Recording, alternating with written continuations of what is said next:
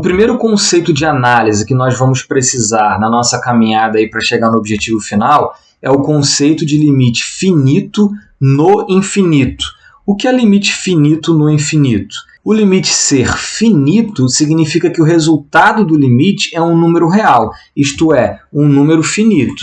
E o limite ser no infinito significa que o x tende a infinito.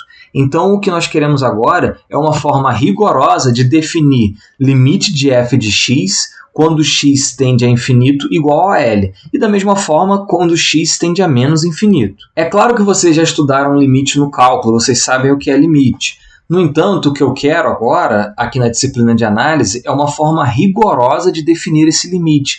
A gente já tem uma ideia intuitiva, e o que eu quero é que a gente consiga uma forma rigorosa de escrever matematicamente, numa linguagem analítica, o que significa dizer que limite de f de x, quando x tende a infinito, é igual a L.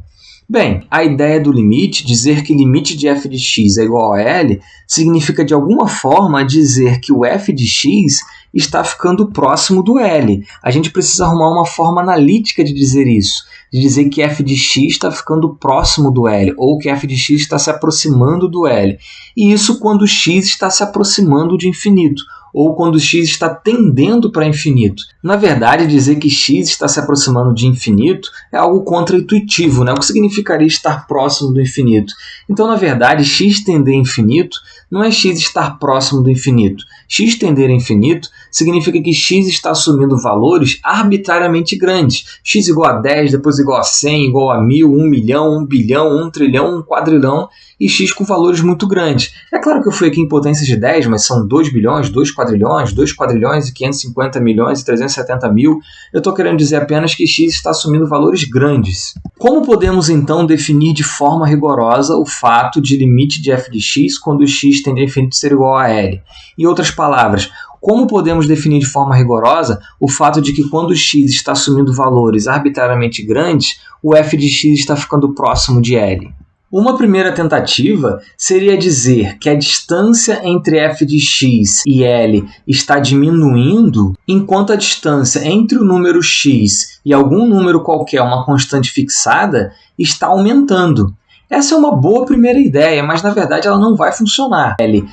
Observe, por exemplo, aqui o gráfico da função f de x igual a 1 sobre x. Observe que o gráfico da função está ficando cada vez mais próximo aqui do menos 1. No entanto, o limite dessa função quando x tende a infinito não é igual a menos 1, mesmo que o gráfico esteja se aproximando do menos 1. Mesmo que o gráfico esteja se aproximando do menos 1, conforme o x vai ficando grande. Observe aqui que para x nesse valor, o gráfico da função está mais próximo do menos 1 do que para x aqui num valor pequeno.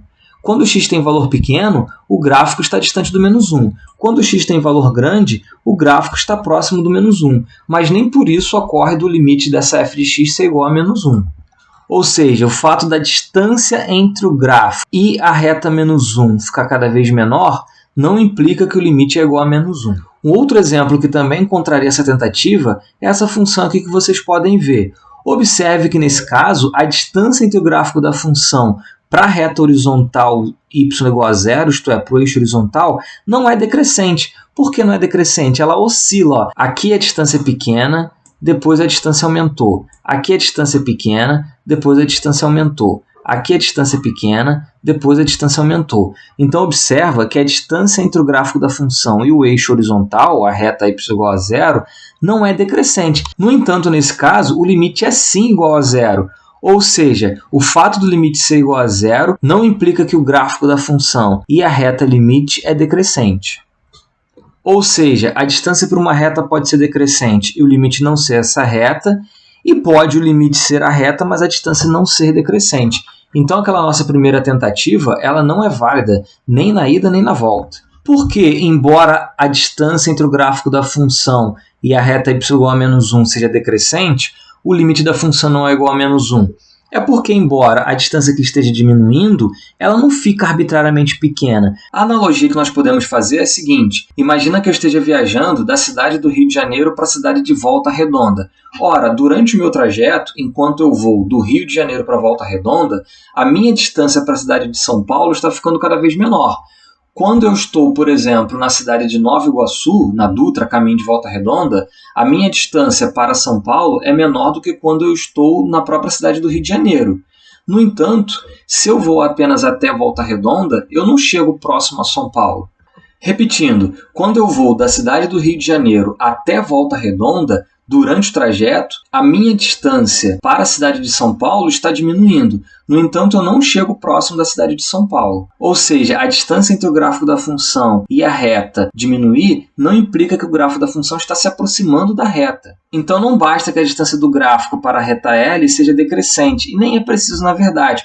O que deve ocorrer é que o gráfico tem que ficar arbitrariamente próximo de L. Então nós podemos traduzir da seguinte forma: dado um intervalo em volta do L, por menor que seja, então estou tomando aqui um intervalinho com centro em L, necessariamente a partir de algum ponto, o gráfico da função tem que ficar totalmente dentro desse intervalo em volta do L.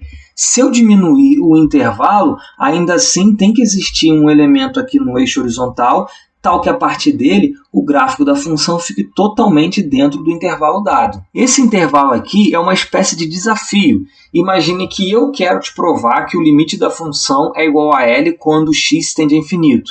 Então, você me dá um intervalo em volta do L, e quanto menor esse intervalo, maior será o desafio para mim, e eu preciso me virar em algum número, estou chamando de m aqui, por exemplo, tal que a partir desse m, ou seja, do m em diante, necessariamente os valores das imagens desses pontos que estão aqui têm que ficar dentro do intervalo que você me deu como desafio.